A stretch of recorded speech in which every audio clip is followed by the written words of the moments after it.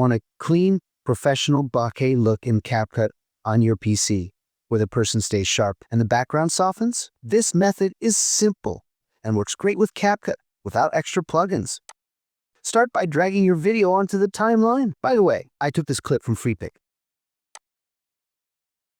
Right-click the clip, copy it. Move the header and start. Right-click in the empty area above the clip and paste. Make sure both clips line up exactly so everything stays in sync when you play it back. Next, go to the Effects tab in the top left corner.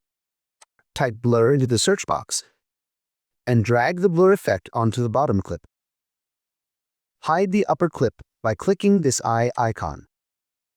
Adjust the intensity of blur. Now unhide and select the top clip. In the right-hand panel, open the Video tab, then choose Remove BG and turn on Auto Removal. CapCut will use its AI to cut out the subject on the top layer, which lets the blurred bottom layer show through as the background. If you like this, try it on a few different clips to get comfortable with the settings. If you want more CapCut tips and quick editing tricks, subscribe or check the description for more guides and presets.